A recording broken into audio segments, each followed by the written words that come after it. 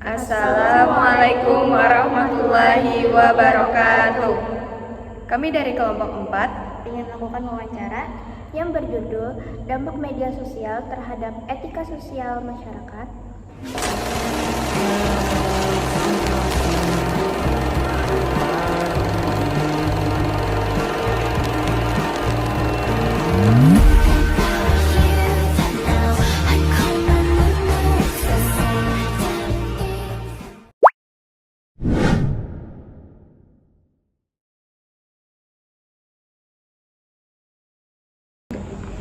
Media sosial sudah menjadi bagian kehidupan sehari-hari masyarakat.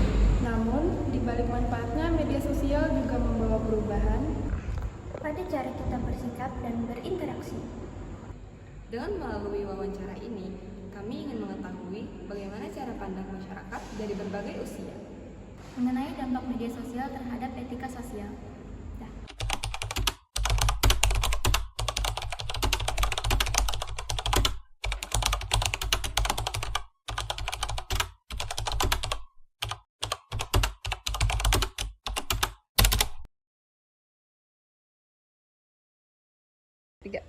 Jika di sini kami ingin menanyakan mengenai dampak media sosial terhadap etika sosial.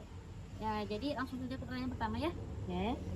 Jadi untuk pertanyaan pertama, bagaimana nih pendapat kakak terhadap pengaruh media sosial terhadap etika sosial di masyarakat? Nah, kalau yang tadi etika dampak pada masyarakat, ada yang positif dan ada yang negatif. Kalau yang positif akan mempermudah kita untuk berkomunikasi, menambah wawasan, memperluas jejaring. Kalau yang negatif di dalam media sosial kita bisa saling mencela atau saling adanya berita-berita hoax dan yang lain-lain. Jadi lanjut untuk pertanyaan kedua nih, apakah nih media sosial berdampak pada cara berpikir dan berkomunikasi bagi anak muda? Oke, media sosial sangat terdampak pada cara pikir anak muda. Tentunya tadi mempermudah komunikasi, memperlancar jejaring sosial, membantu anak muda ini berpikir kritis serta berwawasan luas lagi.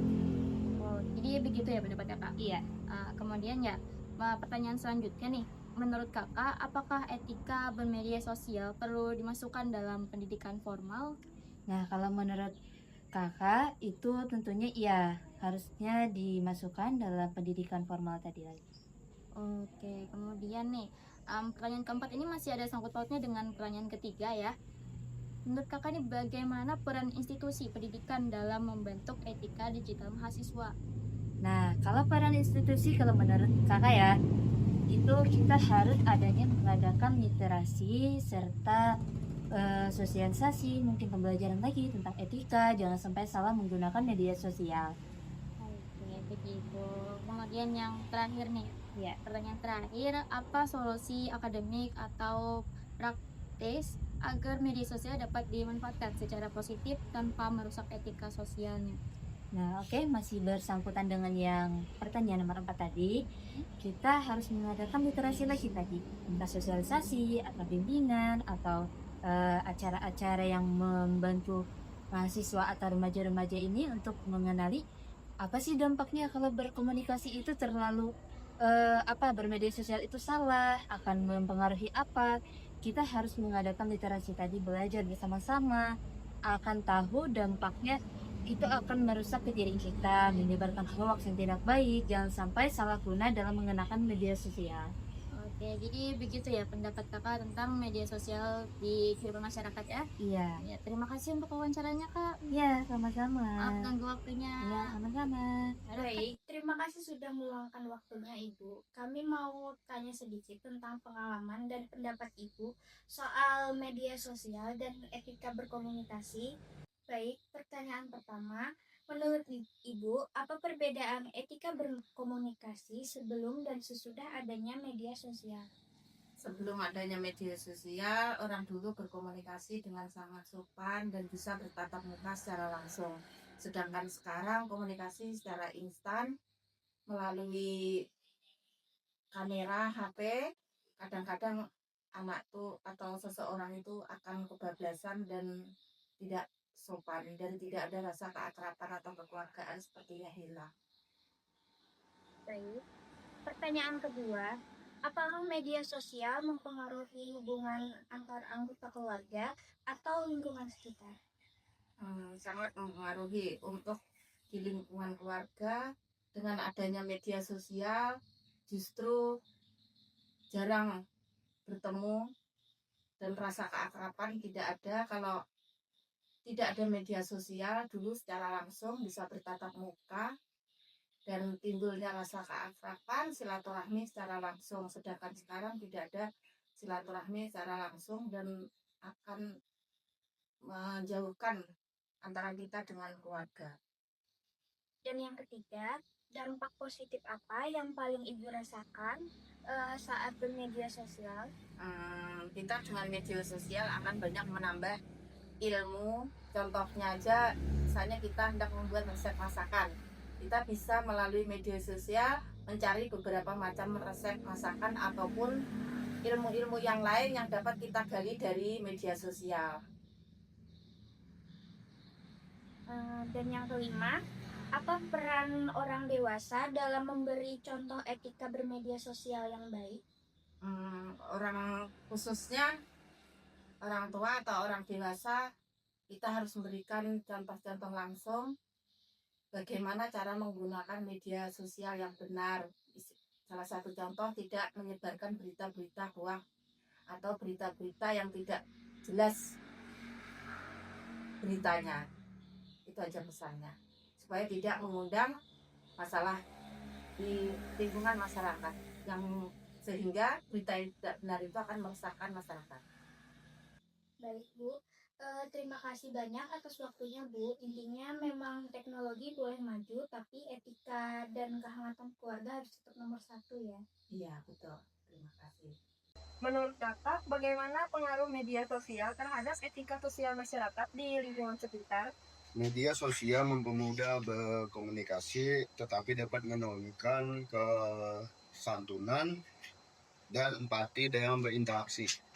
Apakah Anda melihat perubahan perilaku masyarakat sejak media sosial semakin berkembang? Ya, masyarakat lebih berani berpendapat di media sosial, namun interaksi langsung cenderung berkurang. Masalah etika apa yang sering muncul akibat penggunaan media sosial? Contohnya seperti penyebaran hoax, penggunaan bahasa tidak sopan, dan konflik akibat perbedaan pendapat. Bagaimana peran tokoh masyarakat dalam mengarahkan warga agar bijak menggunakan media sosial? Tokoh masyarakat berperan memberi edukasi dan menjadi contoh dalam penggunaan media sosial yang bijak. Apa pesan dan himbauan Anda kepada masyarakat agar tetap menjaga etika sosial di era digital? Gunakan media sosial secara sopan dan saling menghormati dalam bermedia sosial. Jadi permisi Bapak, kami ingin mewawancarai Bapak tentang pengaruh media sosial kepada Bapak. Yang pertama, seberapa sering Bapak menggunakan media sosial dalam kehidupan sehari-hari? Tentunya penggunaan media sosial dalam kehidupan sehari-hari ini pasti sudah bagian dari pokok, karena dalam kehidupan sehari-hari merupakan bagian integral dari komunikasi modern. Ini berfungsi untuk berinteraksi jarak jauh, mencari informasi itu baik informasi berita maupun informasi pendidikan maupun informasi di bagian tentang pekerjaan hingga mendukung bisnis. Ini adalah penggunaan sehari-hari. Jadi artinya media sosial ini sangat diperlukan untuk di zaman modern sekarang ini. Terus, apakah media sosial mempengaruhi cara berinteraksi dengan orang-orang? Ya, tentunya. Media sosial sangat berpengaruh terhadap interaksi dengan orang lain, baik secara positif maupun negatif. Maka dari itu, media sosial telah mengubah fundamental cara manusia berkomunikasi, itu baik secara pikiran, mempermudah koneksi tanpa batas jarak. Jadi ini sangat berpengaruh, apalagi media sosial ini kan tentunya tadi sudah kita bilang itu sangat penting di dalam kehidupan sehari-hari. Pernah nggak Bapak melihat konflik sosial yang bermulai dari media? Ya, mungkin konflik sosial ini sering kita temukan di media sosial. Tentunya konflik di media sosial sering terjadi dan terlihat dalam berbagai bentuk, mulai dari perdebatan di kolom komentar, mungkin di suatu video ya, terus penyebaran hoax, hingga cyberbullying. Nah, ini sangat berpengaruh terhadap mental yang sekarang, mungkin anak-anak, anak muda ataupun orang tua. Jadi ini sangat berbahaya mungkinlah. Ya, itu aja dulu. Apakah media sosial membuat orang lebih berani bersikap tidak sopan menurut Bapak?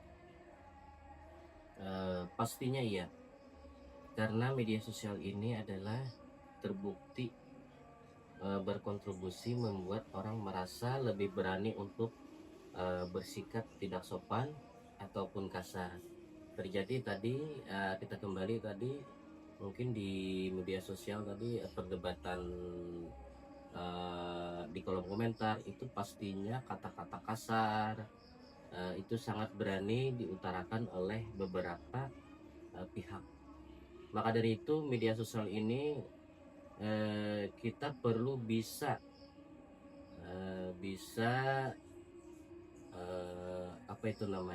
mengukur negatif maupun positifnya. Yang lebih baik itu kita bermedia sosial dengan positif, jangan sampai terjadi bermedia sosial yang negatif. Fenomena ini sering disebut dengan penurunannya sopan santun. Jadi digital stupidity. Itu mungkin. Bagaimana cara Bapak dalam menggunakan media sosial agar tetap menjaga etika sosial? Penggunaan media sosial ini yang beretika sosial meliputi penggunaan bahasa yang sopan. Mungkin di dalam media sosial kita perlunya berkata sopan, menghindari sara atau hoax. Sara ini berkaitan tentunya dengan agama, mungkin lah penghinaan agama, penistaan agama, itu sara atau hoax, berita yang tidak benar.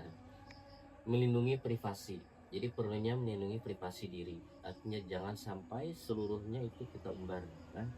Dan lagi menghargai karya orang lain, perlu dan pentingnya menghargai karya orang lain, jangan sampai karya orang lain itu sampai kita istilahnya tuh mengejek. Nah, jadi jangan sampai. Langkah konkretnya adalah berpikir sebelum mengunggah. Jadi berpikir sebelum mengunggah artinya kita pikirkan dulu apakah ini positif, kembali tadi apakah negatif. Mungkin itu jawaban untuk penggunaan media sosial yang beretika dengan baik.